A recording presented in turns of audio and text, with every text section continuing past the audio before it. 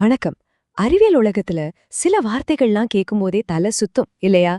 Positively geotropic, என்னடா இது, ஏதோ பெரிய டெக்னிக்கல் டேர்ம் மாதிரி இருக்குன்னு நினைக்கிறீங்களா? ஆனா இதோட அர்த்தம் ரொம்ப சிம்பிள், ரொம்ப இன்ட்ரெஸ்டிங்கும் கூட. வாங்க, இந்த வார்த்தைக்குள்ள என்ன இருக்குன்னு நாம சேர்ந்து பார்க்கலாம். சரி, இப்ப நம்மளோட கேள்விக்கு வருவோம். ஒரு செடியோட வேர்களை பாசிட்டிவ்லி ஜியோட்ரோபிக் அப்படின்னு சொல்றாங்க. அப்படின்னா என்ன அர்த்தம்? அதோட வளர்ச்சி எந்த திசையில இருக்கும்? ஆப்ஷன்ஸ் பாருங்க. ஏ வெளிச்சமர பக்கம் வளருமா? பி தண்ணி இல்லாத இடத்துக்கு போகுமா? சி பூமியோட ஈர்ப்பு விசை இழுக்கிற பக்கம் போகுமா? இல்ல டி மண்ணோட மேற்பரப்புல எனக்கு ஏங்கா வளருமா? என்ன தோணுது உங்களுக்கு? ஒரு செகண்ட் யோசிச்சு பாருங்க. ஓகே, உங்க மனசுல ஒரு ஆன்சர் வந்திருக்கும்னு நினைக்கிறேன். நீங்க நினைச்சது கரெக்டானான்னு செக் பண்ணலாமா?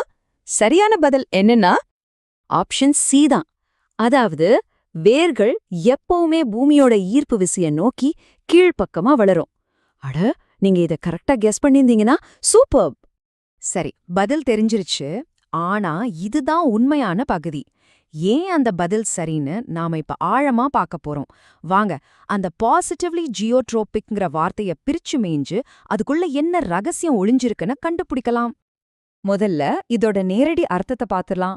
பாசிட்டிவ்லி ஜியோட்ராபிக் அப்படின்னா என்ன தெரியுமா? ஒரு செடியோட ஒரு பகுதி புவியீர்ப்பு விசை எந்த பக்கம் இழுக்குதோ அதே திசையில, அதாவது கீழ்நோக்கி வளருது. சிம்பிளா சொன்னா இவ்ளோதான் விஷயம். இந்த மாதிரி பெரிய அறிவியல் வார்த்தைகளோட அழகே என்னன்னா, அத பிரிச்சு பார்த்தா அர்த்தம் தானா விளங்கும். இங்க பாருங்க, பாசிட்டிவ் அப்படின்னா ஒரு தூண்டுதலை நோக்கி போறது. ஜியோ இது பூமிக்கான கிரேக்க வார்த்தை.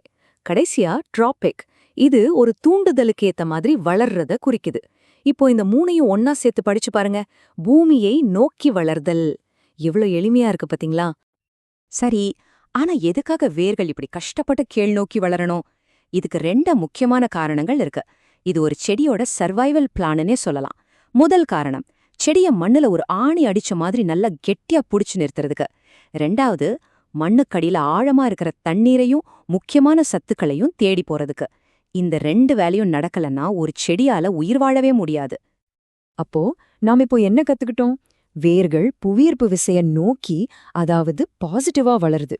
இப்போ இந்த லாஜிக்கை வச்சு ஒரு சின்ன கேள்வி. வேர்களோட வளர்ச்சி பாசிட்டிவ் அப்படின்னா அதே செடியில எது நெகட்டிவ் ஜியோட்ரோபிக்கா இருக்கும்? அதாவது புவியீர்ப்புக்கு எதிரா மேல் நோக்கி வளரும். கொஞ்சம் யோசிச்சு பாருங்க.